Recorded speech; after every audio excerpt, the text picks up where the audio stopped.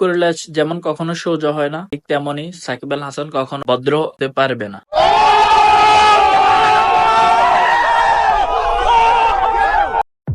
What the dog doing?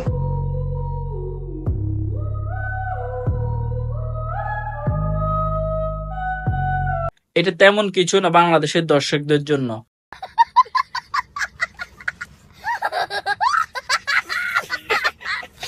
সবাই জানে সাকিবের মুখ থেকে হাত বেশি চলে।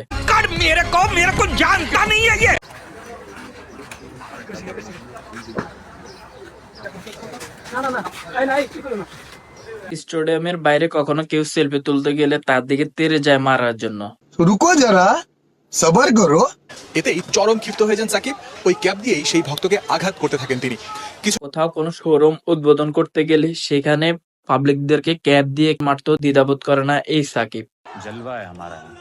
যে ডেল্টা প্রজেক্ট আছে 2042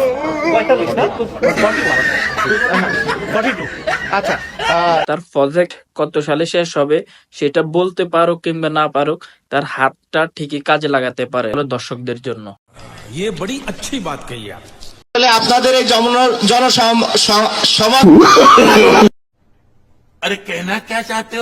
জনসমাবেশ বলতে পারুক কিংবা না পারুক, তার হাতটা ঠিকই চলে সেই সাধারণ মানুষদের জন্য, তারা কিনা এই জনসমাবেশে উপস্থিত হয়েছে।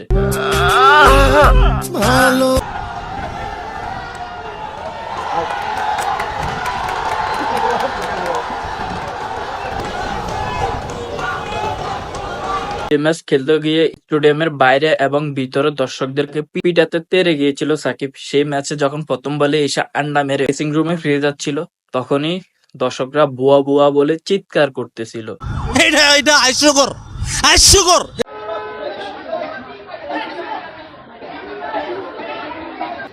হয়তো চিল্লাচিল্লি দেখে বুঝতেছেন যে এখানে হয়তো কোনো প্লেয়ার কোনো দর্শকদেরকে পিটাইছে না, আসলে না।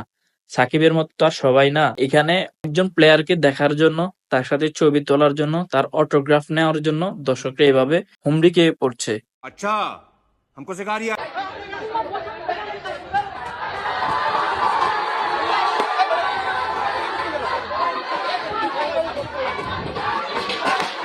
এখন তো বুঝতে পারছেন কে সে খেলোয়াড়। হ্যাঁ, তামিম ইকবাল। হতে পারে সে অভিনয় করে,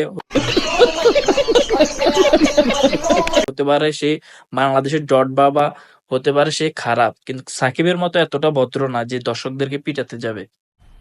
मजा आया।